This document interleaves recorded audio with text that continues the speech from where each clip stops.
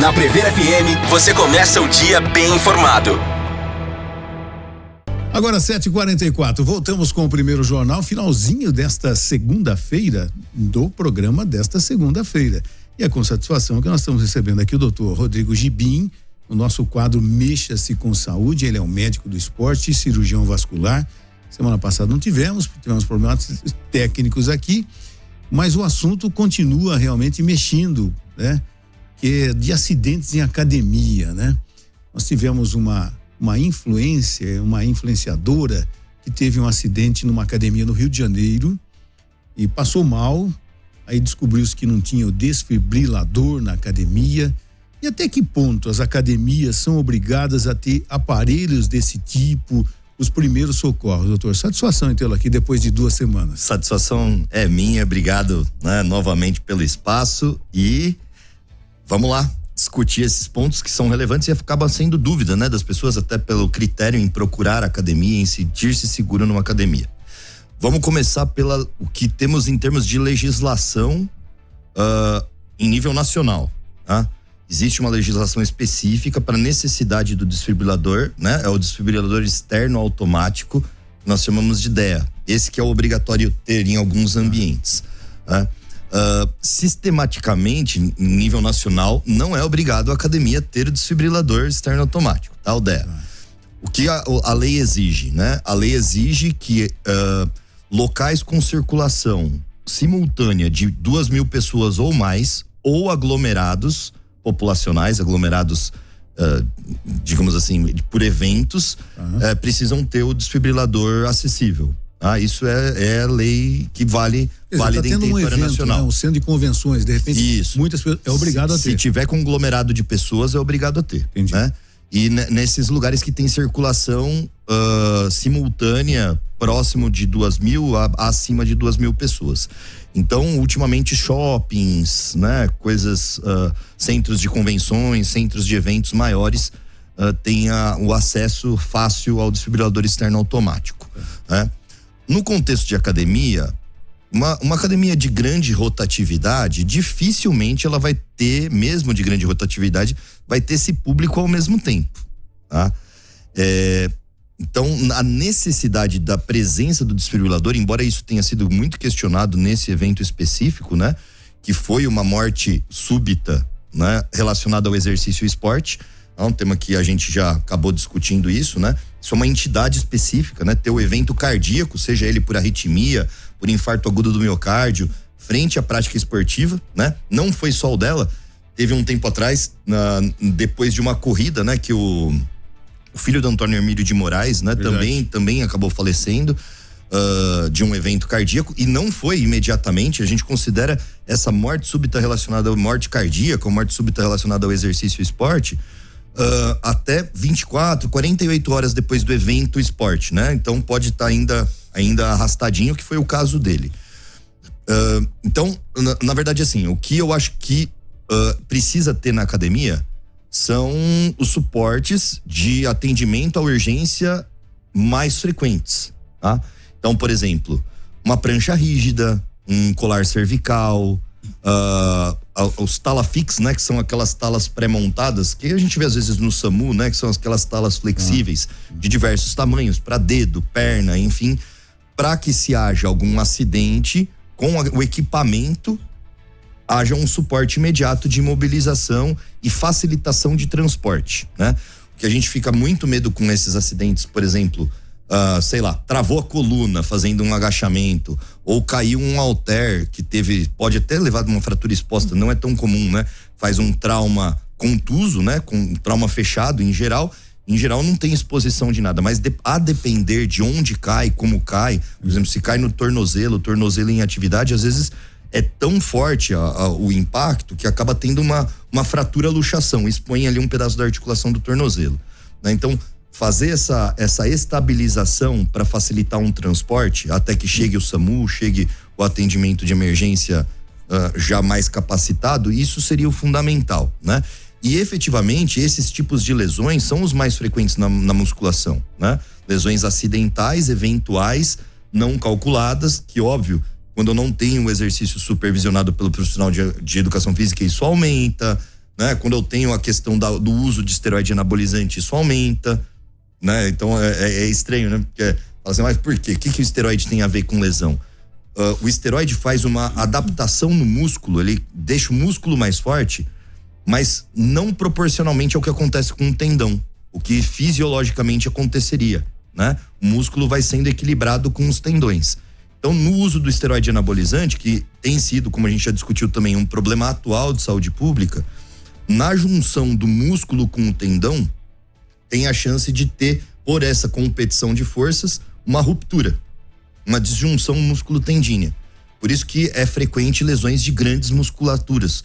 A gente vê aí também alguns vídeos que viraram aí difundidos nas redes sociais, né? O cara que ficou com um extenso hematoma de peitoral, então uma rotura do peitoral maior, músculo incomum de ter rotura, né? É óbvio que isso foi um excesso de carga associado provavelmente ao uso do esteroide anabolizante, fazendo essa desproporção entre os tecidos e uma competição de forças que facilita a lesão. Também precisa de uma estabilização para transporte, né? Porque aí fica vulnerável, por exemplo, no caso do peitoral, a articulação do ombro, né? Então esses instrumentos ou esses materiais de mobilização, eu acho que seriam mais interessantes de ter do que efetivamente um desfibrilador, né? Os eventos são raros, hein? Quantas arritmias ou quantas mortes súbitas em academia a gente vê, né? E não é um custo desprezível. Hoje com as academias de rede, no contexto da rede pode ser desprezível, né? Mas no contexto de uma academia local, de bairro, que para sistematizar a presença do desfibrilador, dada a raridade do evento, eu acho que excesso, tá? Particularmente, seria uma segurança a mais, mas me soa excesso, tá? O desfibrilador custa aí atualmente, um desfibrilador externo automático, porque o foco nisso não é o desfibrilador, que é o equipamento de choque, né? Choque de alta intensidade, não é aquele que a gente tem a imagem no hospital, que tem a pazinha que aparece lá nos seriados da Discovery e tal. Não é esse, né? Esse não é prático, esse precisa saber manejar. A intensidade do choque também é maior e tal, então precisa saber manejar as pás, precisa saber posicionar as pás. O desfibrilador externo automático, ele foi um dispositivo inventado nos Estados Unidos para facilitar o atendimento pré-hospitalar. E aí qualquer pessoa pode aplicá-lo, tá? Mesmo sem treinamento. Então ele é um equipamento conciso, parece uma televisãozinha pequena assim, um computador de criança, vai, né? Aqueles que simulam um notebook. Você liga ele já vai falando para você, então tem uma versão em português que você tem que fazer, né? Prepare o choque e tal, vamos avaliar o ritmo. E aí você posiciona dois eletrodos, como se fosse eletrodo mesmo de eletrocardiograma, só que ele é grandão, né?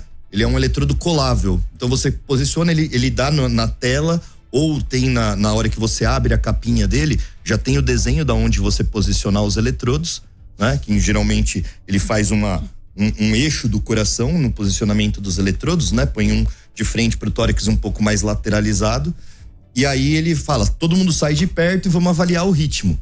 E ele dispara o choque de acordo com o ritmo. Não é toda a arritmia que ele vai reverter, não é toda a parada cardíaca que ele vai reverter, né?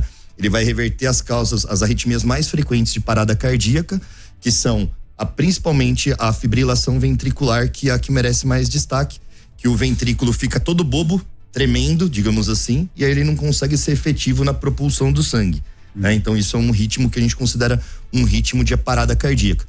Agora, por exemplo, existe um tipo de arritmia que chama assistolia, né? Então o coração para de bater efetivamente. Esse não responde com choque. Então esse a gente tem que fazer a massagem cardíaca. Mas o desfibrilador te dá isso.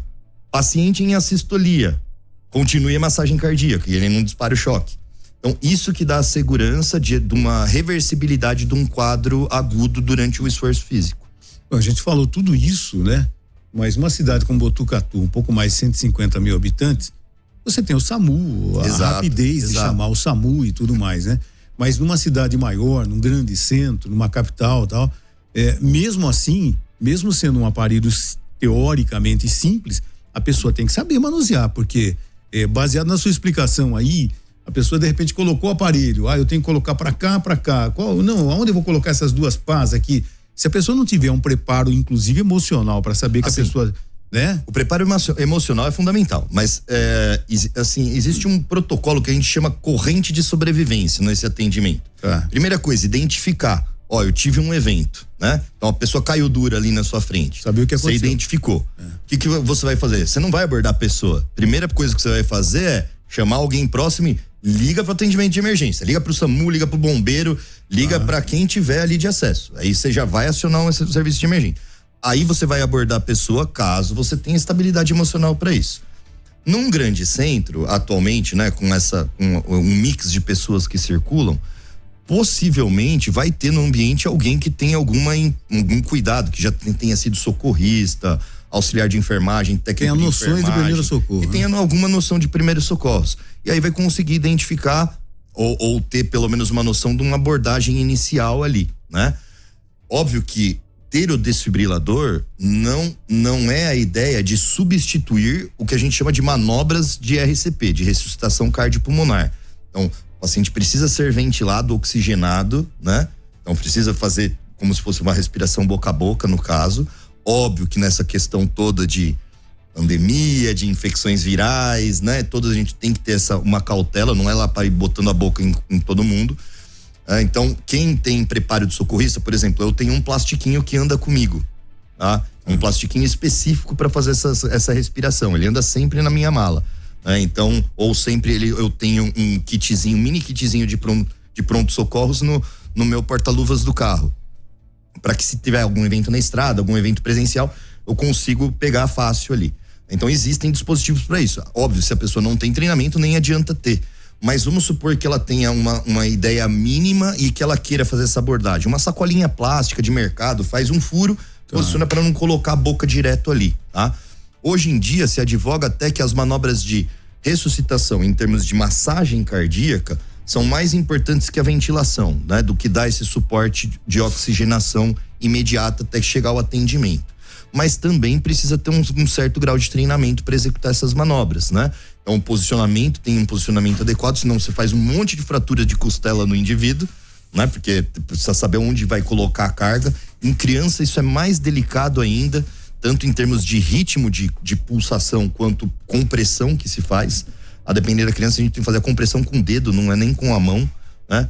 E existe um ritmo específico para fazer, né? Não querendo capacitar ninguém, mas a gente usa muito em treinamento o Stay Alive, sabe?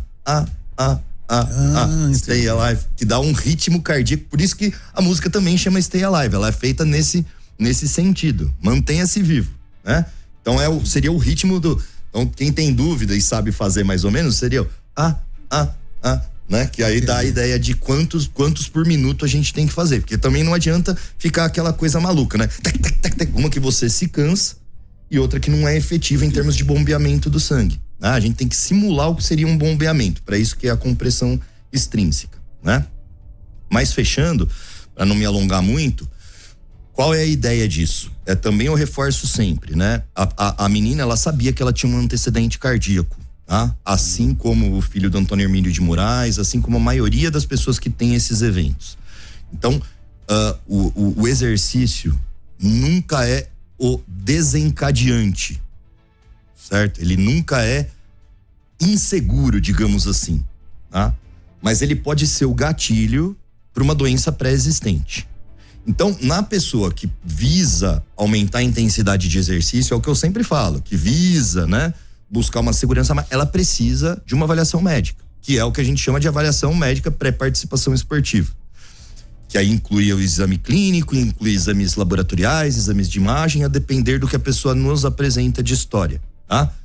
Isso é importante, fundamental, mas isso não vai evitar 100% essas mortes súbitas relacionadas ao exercício e esporte, porque a doença é evolutiva, tá? Um grande caso, a gente já citou isso também numa sessão anterior, que aconteceu com o Iniesta. Iniesta, num ponto da carreira, já lá no alto rendimento, falou: filhão, nessa pré-temporada aqui, essa aqui você não joga mais porque saiu da sua zona de conforto, de segurança em ser um jogador de alto rendimento, né? Então, isso é dinâmico, essa avaliação é dinâmica, mas qual é a ideia dela? A ideia é prevenir, deixar cada vez mais raro esse tipo de evento, mas evitar a gente não vai conseguir, justamente porque às vezes é uma patologia não conhecida, ainda não detectada, e que uma intensidade maior do exercício pode despertar essa doença que possivelmente no caso dela, como ela é jovem, é uma cardiopatia congênita, né? Ela nasceu com essa alteração, provavelmente de ritmo cardíaco, de condução cardíaca. Doutor Rodrigo Gibim, mais uma vez, muito obrigado. É um assunto realmente bastante importante, que de repente acontece um fato num grande centro, a gente tem que trazer aqui para a nossa realidade e trazer profissionais como você para dar a explicação adequada. Muito obrigado, até a semana que vem. Eu que agradeço. Você ouviu Primeiro Jornal Previr FM.